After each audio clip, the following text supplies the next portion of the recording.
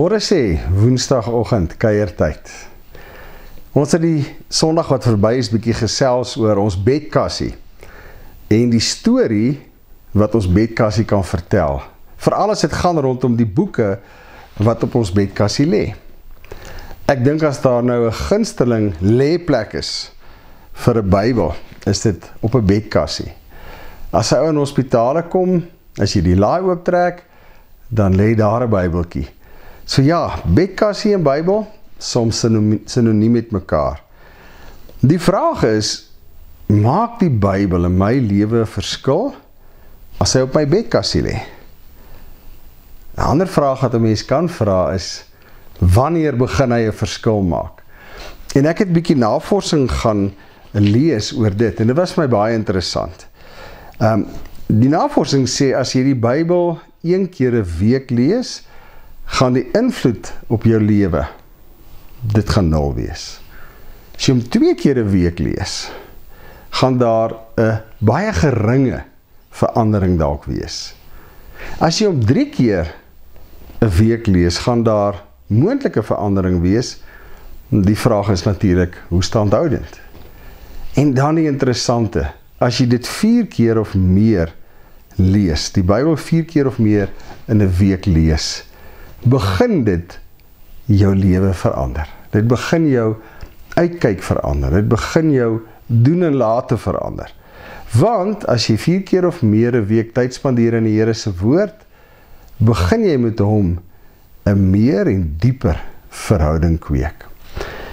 Wat is die gevolge daarvan? Baie interessant. Navorsing sê, dit is 'n teenvoeter vir alleenheid.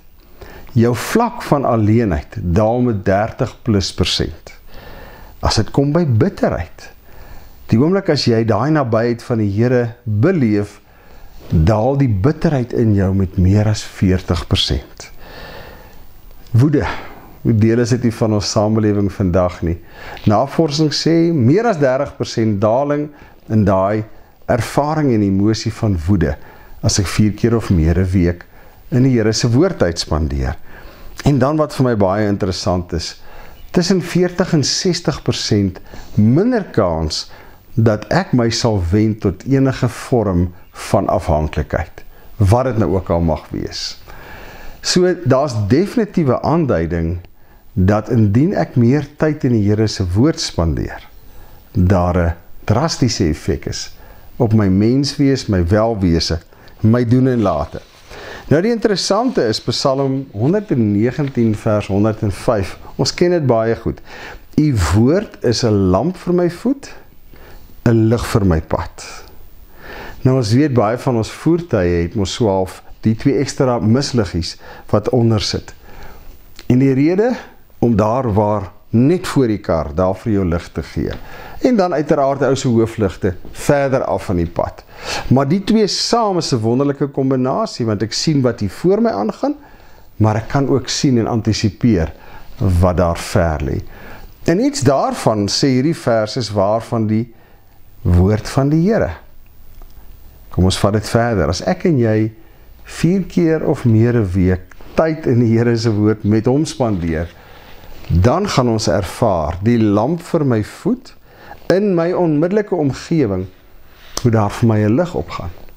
Ek gaan ook ervaar, sonder dat ek die toekoms kan sien, daai lig vir my pad maak dat ek 'n ander benadering het oor die dag van môre. Interessant as 'n ou dan vir jouself moet afvra, is dit wat die Here se woord in my lewe beteken? Moet ons Hebreërs 4 vers 12 saam lees. Die woord van God is lewend en kragtig. As ek en jy aan ons denke dink, ons denke is die kragtigste, kom ons sê, mag in my en jou lewe. In ons denke gebeur alles. En dis juis in ons denke, sê Hebreërs 4:12, waar die woord van die Here werksaam is. Dit is lewend en dit is kragtig. So dit het my opnuut laat besef, daai bedkassie, die Bybel wat op hom lê, hy moet op my skoot kom, op my bed kom, 4 keer of meer 'n week, dat sy lewe en sy krag wat hy dra, in my kan begin werk, en in my lewe kan begin vrugte dra. Mag dit vir jou nie net 'n reis wees nie, maar 'n belewenis. Here, dankie dat u woord 'n lamp vir my voet, 'n lig vir my pad is. Hier waar ek nou is, Here, op die pad waar ek myself bevind, tree vir tree. Ek dank u daarvoor. Amen. Uitdaging vir die week. Kom ons maak in die eerste plek sommetjies. Hoeveel keer 'n week spandeer ek regtig tyd in sy woord met hom? Ek dink dis die eerste ding wat ons vir onsself moet sê. As dit 4 keer en minder is nou die tyd om daai aanpassing te maak.